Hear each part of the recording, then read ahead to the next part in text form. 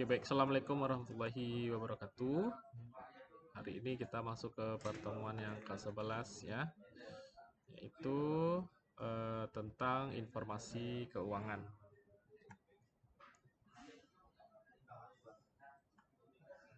Menurut Nicholson tahun 1998,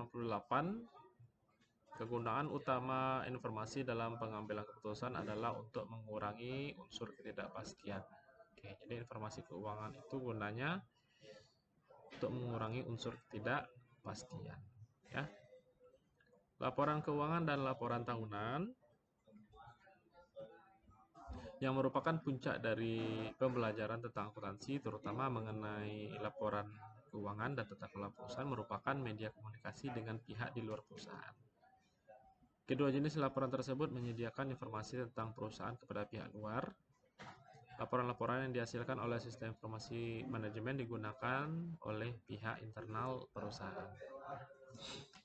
Ada namanya asimetri informasi. Dalam bidang bisnis, masalah asimetri informasi ini dikembangkan menjadi teori keagenan atau disebut dengan teori agensi. Ini adalah keadaan di mana salah satu pihak disebut prinsipal dalam sebuah transaksi mempunyai pengetahuan yang tidak sama tentang objek yang ditransaksikan dibanding dengan pengetahuan pihak lain yang terlibat, disebut dengan agent. Oke. Siapa yang disebut dengan agent? Agent adalah manajer perusahaan, itu disebut dengan agent. Prinsipal adalah orang yang mempunyai perusahaan. Dalam hal ini, prinsipal adalah pemegang saham. Ingat ya, agent adalah manajemen, prinsipal adalah pemegang saham. Ada selanjutnya istilah adverse selection. Ya, adverse selection ini muncul sebelum terjadinya transaksi. Jadi adverse selection ini muncul karena adanya informasi yang disembunyikan atau hidden information oleh agen, sehingga prinsipal hanya mempunyai pilihan atas produk yang kurang baik. Pada dasarnya, penyembunyian informasi yang berkaitan dengan hal-hal yang tidak ingin dikemukakan di pasar modal. Asimetri informasi dapat mengakibatkan terjadinya perdagangan saham dari emiten-emiten yang kurang baik kinerjanya. Jadi mereka memoles laporan keuangan dan laporan-laporan lain yang disampaikan kepada publik agar menunjukkan kinerja yang lebih baik. Oke, misalnya kita ibaratnya sebuah iklan perusahaan, ya, iklan perusahaan, manajer itu dia menampilkan informasi yang baik-baik saja, ya, sedangkan yang kurang baiknya disembunyikan. Itu yang disebut dengan adverse selection. Ya. Lanjut, ada istilah moral hazard, kita sudah tahu ya. Moral hazard di pasar modal itu terjadi jika penjual atau agen surat-surat berharga mempunyai insentif untuk menyembunyikan informasi dan melakukan kegiatan yang tidak diinginkan oleh pembeli. Jadi dalam pasar modal, ya, moral hazard itu bisa terjadi ya. Misalnya dia dalam menyembunyikan informasi, nah, ya, menyembunyikan informasi dia itu disebut juga dengan dia sebagai tindakan yang disebut sebagai moral hazard. Oke, selanjutnya pelaporan keuangan. Pelaporan keuangan merupakan proses untuk menghasilkan informasi keuangan. Untuk menghasilkan informasi keuangan yang cukup dan tepat, pelaporan keuangan harus mengikuti ketentuan yang dikeluarkan oleh pihak yang mempunyai wewenang untuk mengeluarkan standar pelaporan keuangan atau sering disebut dengan standar akuntansi. Ya.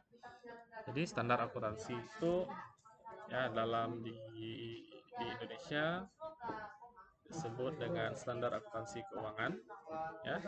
Di secara internasional disebut dengan International Financial Reporting Standard. Ya.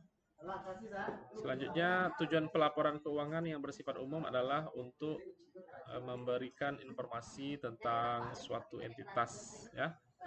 Informasi yang disampaikan tersebut adalah informasi yang bermanfaat bagi investor dan kreditor yang ada saat ini dan yang akan datang. Ya. Oke, jadi itulah informasi keuangan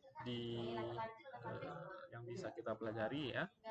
Nah, kita flashback lagi bahwa informasi keuangan ini gunanya adalah untuk meredus ya uncertainty, ya, mengurangi unsur ketidakpastian. Oke, agar orang bisa mengambil keputusan dengan tepat. Namun, ternyata terjadi yang namanya asimetri informasi. Ya, asimetri informasi ini di mana pihak yang mempunyai otoritas dalam membuat laporan keuangan mempunyai informasi yang lebih banyak dibanding dengan orang yang di luar. Itu disebut dengan asimetri informasi. Selanjutnya adalah adverse selection, yaitu di mana adverse selection itu di mana orang yang membuat laporan keuangan itu mempunyai informasi yang bisa saja dia mengurangi informasi. Jadi yang ditampilkan hanya informasi yang baik. Ya. Nah, baik, itulah. Silakan diisi absensi via study. Ya. Absensi isu tersedia sampai jam 23.59. Terima kasih. Assalamualaikum warahmatullahi wabarakatuh.